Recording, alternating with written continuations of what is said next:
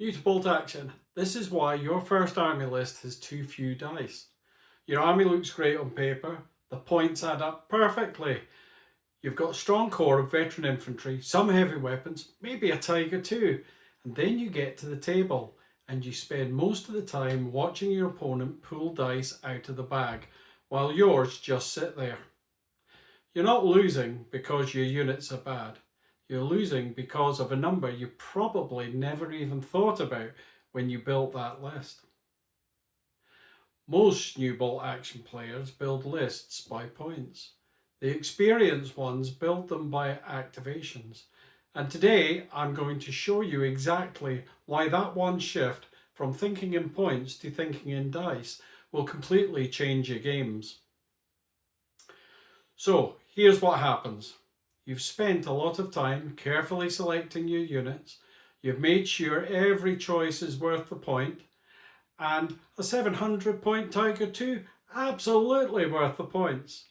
But here's the thing. A 1,000 point list with 8 dice is functionally a very different game to a 1,000 point list with 14 dice. And this is where most new players get it consistently wrong. They're comparing points costs, and they should be comparing activation counts. In bolt action, the dice bag is the heart of the game. Every turn, a dice is drawn from the bag, and one of you gets to activate a unit. If your opponent has 18 dice and you have 8, here's what that means in practice. Before your units have really had a chance to react, your opponent has already activated 2, 3, maybe 4 units to your 1. He's putting pins on your army and he's taking objectives. He's controlling the momentum of the game, and you're already on the back foot before you've had a proper turn. This problem is especially common with new players who love thematic lists, and I completely understand it. When you're first getting into bolt action, you want to play that iconic stuff. You want the Tiger 2, you want the Panther, you want that one unit that dominates the table and makes your opponent nervous. And I'll be honest with you, I've been that guy. I've taken 8 dice German armies at 1,250 points with the Tiger 2 as the centerpiece. Looked amazing. Everybody wanted to play against it just for the experience. But here's what actually happened at my table. My dice weren't coming out. And when they were, the tank was rolling just 1 dice, damages 1 unit. Meanwhile, my opponent is pulling dice out of the bag, one after another, picking apart everything around it. All my smaller support units, gone. And I'm sitting there with my arms folded, watching him play, doing absolutely nothing. It wasn't fun. Not for me, and frankly not for him either, because he was basically playing a one-sided game. That's the thing nobody tells new players. A list with very few high-value units doesn't just lose, it doesn't play. You're spectating your own game. Now, you might be thinking, right, so I just go the opposite direction. I'll max out my dice count, pack in as many units as possible, keep everything cheap, and just swamp my opponent with activations. And here's where it gets interesting, because that doesn't really work either. When you load your list with lots of small, cheap units, 2-man teams, 3-man squads, understrength infantry, yes, you'll have activations, but those units are fragile. Your opponent doesn't need to do much to eliminate them. A single good round of fire can wipe out a 2-man team entirely, and every time that happens, you're not just losing a unit, you're losing a dice out of the bag. So, what starts as a 16 dice army by turn 3 might be down to 9 or 10 dice, and suddenly all those cheap units that gave you your activation advantage are gone. You've got nothing with staying power to hold objectives or take on anything with real resilience. The game has a name for this. It's a glass chin. It looks formidable from a distance, but the moment the fighting starts, it crumbles. So, you've got 2 failure modes. Too few dice and you're a spectator. Too many cheap dice and you're offering your opponent easy kills. Neither works. What you want is the balance between the two to start with. Unfortunately, there's a rough formula that gets you into almost the right territory every time. Here it is. And if you remember one thing from this video, remember this. Approximately 1 order dice per 80 to 100 points. At 1,000 points, that means you want roughly 10 to 12 dice in your list. Not 6, not 18, roughly 10 to 12. At 1,250 points, which is what most tournaments and clubs are running at the moment, you want somewhere between 12 and 15 dice, and you can push it up to 18 if your army style lends itself to it. At 500 points, which is where a lot of new players start, you want to be aiming for about 6 to 7 dice minimum. Now this isn't a rigid rule. It shifts depending on your army, your play style, your units you have available to you. A Soviet army with large cheap rifle squads is going to sit naturally at a higher dice count. A German veteran army with elite expensive units is going to sit lower. Both can work, but both need to respect this rough ratio. What the formula does is keep you in what I'd call the competitive range, much above 100 points per dice and you're starting to feel underactivated, well below 80 points per dice and you're heading toward glass chin territory. That middle ground, that's where your games are actually played. Just quickly, if this is helping, why not like and subscribe down below while you're at it?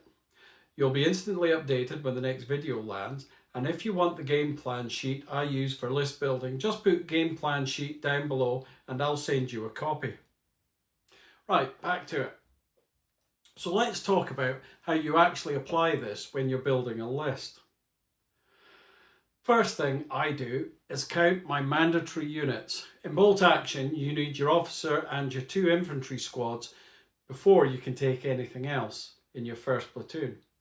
By the time you've got those 3 units, depending on whether you're running veterans or regulars, you're potentially spent 200 to 50 to 300 points of a 1,000 point list, and you've got 3 dice. So you're already sitting at roughly 1 dice per 90 points, which is exactly where you probably want to be.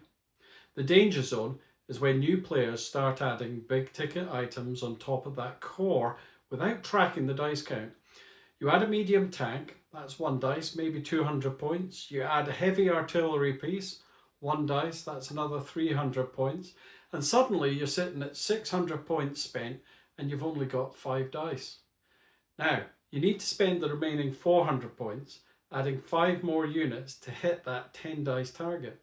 And if you can only get small fragile units for 80 points each, you're heading straight into glass chin territory. Whereas if you'd spread that big ticket spend a little bit more evenly, you'd have ended up with better balanced units throughout. This is where a list builder helps enormously. EasyArmy is free and a great starting point. The creator deserves a donation if it's useful to you. The Warlord Games app is also excellent. I use it myself. It's worth paying for, and it's now kept well up to date. And sometimes you even get a sneaky preview of units before the army book is out. Either one will show you your total unit count as you build, which means you can track that dice to points ratio in real time and catch yourself before you build something that's going to be a frustrating game to play. Now, I should acknowledge the exception, because there is one: Horde armies. Japanese players have historically been the prime example.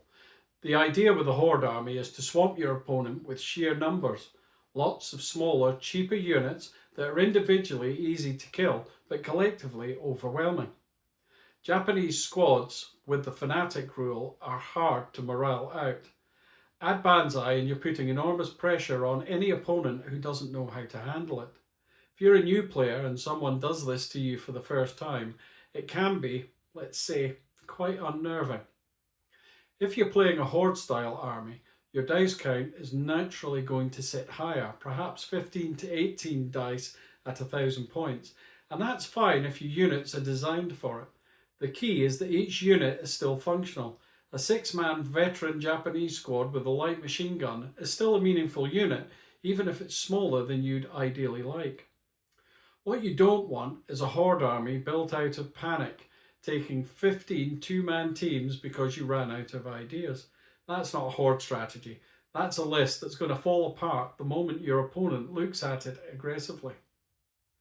And the other extreme of this is the inexperienced lieutenant with a pistol at 20 points. You'll see experienced players take one of these as a cheap way to add dice to the bag. Hide it somewhere, keep it out of trouble, let it exist as an activation. That's a legitimate tactic if the rest of your list is solid, but if that's your strategy itself, you've got a problem. Here's the thing I want you to take away from all of this, especially if you're just getting started.